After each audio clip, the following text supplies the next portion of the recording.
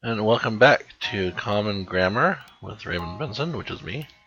And we're discussing today something that I've been hearing people confuse a lot, which is kind of weird because I think it's pretty simple. I only have literally 2 content slides on this because it's the difference between effect and effect. And the initial vowel of those words sound very similar, so it's hard to hear the difference, but I'm sure that you know what I'm talking about. The AF-FECT and the EFF-ECT. Effect and effect. And if you say it slowly, you can hear the difference, but basically it's just that one is a verb and the other one's a noun. And the really easy way to like quickly discern if something's a noun is to put an article, a definite article or indefinite article in front of it, and it's really easy to determine if it's a noun or not. And if you can't put an article in front of it, then it's a verb. And that's just the way that I personally identify quickly which one I'm going to use. So and if you look at from the left where it says under verb, affect is a verb indicating making a difference in something, and then effect is a noun. So like special effects in a movie, for example, special effects is spelled with the E. Okay.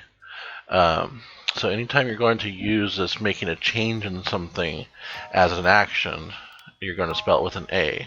A for action, right? E for evidently a noun. I don't know. I just made that up on the spot. But then there's also, as you can see in the middle there, the emotional state of something. So it can be used as a noun to refer to the underlying experience of feeling, emotion, or mood. So we can look at our examples. Obviously the best example of that is seasonal affective disorder. SAD, as we all know it, which is just how people get depressed in the wintertime because of not enough sun and maybe some loneliness during the holidays or lack of human interaction because of fewer events going on and stuff like that. So it's just affects your mood. So as we look at the examples, we have the snow will affect the driving conditions. That's the effect snow has on the roads. So you see here we have the definite article before the word, so it's a definitive noun. Seasonal affective disorder affects millions of people every winter.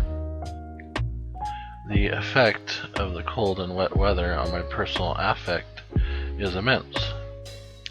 So one of the things that you can differentiate between this effect and this effect is that this is has the kind of the accent or the stress, over the first syllable. So this is effect, right? So effect, and then this one is affect. So it's a little bit different stress, at least in American pronunciation. The special effects in the movie were astounding. Social media affects us more than we want to admit. Right? So, yeah, that's the difference between effect and effect.